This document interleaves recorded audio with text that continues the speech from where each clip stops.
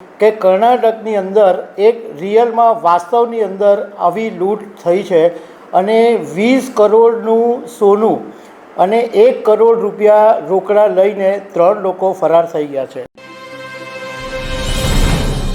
એક સરકારી બેંક છે, એમાં મંગળવારે સાંજનો સમય છે અને બધા કર્મચારીઓને ઘરે જવાનો સમય હોય એ સમયે બેંકની અંદર 3 લોકો આવે છે અને એ ચહેરા પર એમણે માસ્ક પહેરેલા છે અને એમાંથી એક કર્મચારીને કહે છે કે મારે કરંટ એકાઉન્ટ ખોલાવવું છે અને એ પછી કેશિયર કર્મચારીઓ અને બેંક મેનેજરને પિસ્તોલ બતાવીને ધમકી આપે છે અને બેંકમાં લોકરમાં જે સોનું મૂકેલું હોય એ લઈને ભાગી જાય છે અને રોકડા રૂપિયા લઈને પણ ભાગી જાય છે.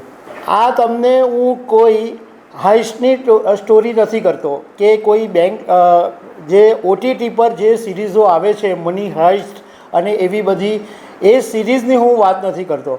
હું રિયલ સ્ટોરીની વાત કરું છું કે કર્ણાટકની અંદર એક રિયલમાં વાસ્તવની અંદર આવી લૂંટ થઈ છે અને 20 કરોડનું સોનું અને 1 કરોડ રૂપિયા રોકડા લઈને 3 લોકો ફરાર થઈ ગયા છે. તો આના વિશે હું વાત કરીશ.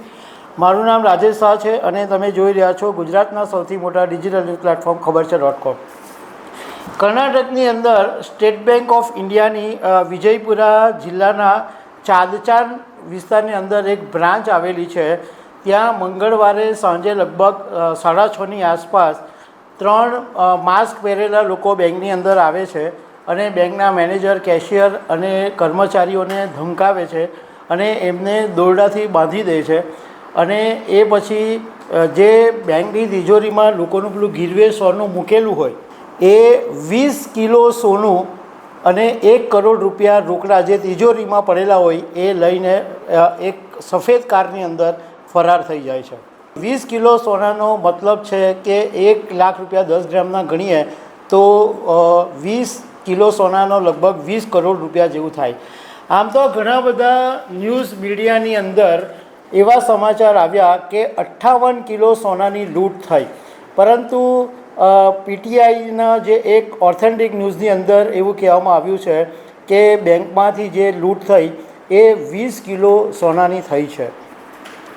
હવે વિજયપુરાના સુપ્રિન્ટેન્ડન્ટ ઓફ પોલીસ SPએ મીડિયા સાથેની વાતમાં કીધું છે કે બેંકના મેનેજરે અમને ફરિયાદ નોંધાવી છે અને આ જે લૂંટારા છે એ માસ્ક પહેરીને આવેલા હતા અને એમના હાથમાં દેશી પિસ્તોલ અને કેટલાક હથિયારો હતા અને એમણે બંધક બનાવી અને બેંકમાંથી લૂંટ કરીને ચાલ્યા ગયા અને એ લોકો મહારાષ્ટ્ર તરફ ગયા એવું માહિતી અમને મળી છે. કારણ કે મહારાષ્ટ્રના પંઢરપુરથી એક કાર મળી આવી અને એ કારની અંદર જે દોરડાઓ અને માસ્ક હતા એ મળી આવ્યા છે અને જે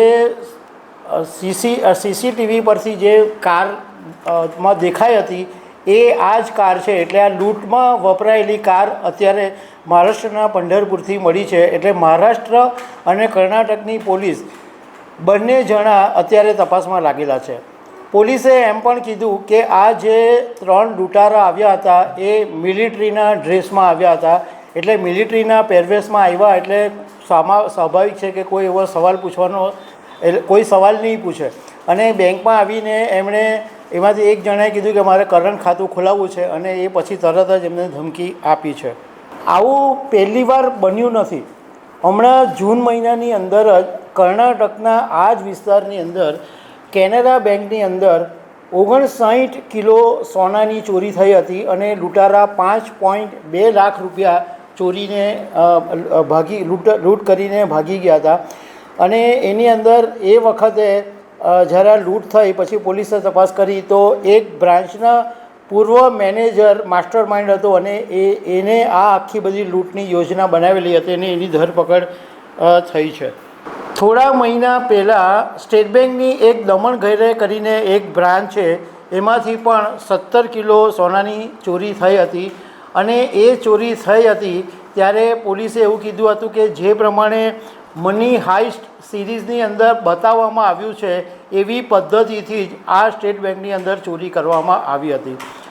એટલે આ બધી OTT પ્લેટફોર્મ ઉપર જે અમુક સિરીઝો આવે છે એ સિરીઝો બતાવવાનો આશય એન્ટરટેનમેન્ટ અથવા તો આ લોકો કઈ રીતના લૂંટ કરે છે એ બતાવવાનો છે, પરંતુ ઓલવેઝ એવું જ હોય છે કે નેગેટિવ પાર્ટ હોય છે, લોકો વહેલા શીખી લે છે. એટલે લૂંટ કેવી રીતના કરવી એ આ હાઇસ્ટની જે OTT સિરીઝો આવે છે એમાં બતાવવામાં આવે છે. અને એ જ વાત આ નેગેટિવ માણસ ધરાવતા લોકો પહેલાં શીખી લે છે અને એને કારણે આવી બધી મોટીઓ લૂંટની ઘટના બને છે. તો દર્શક મિત્રો, આવી અનેક વાતો સાથે અમે તમને મળતા રહીશું. Thank you very much.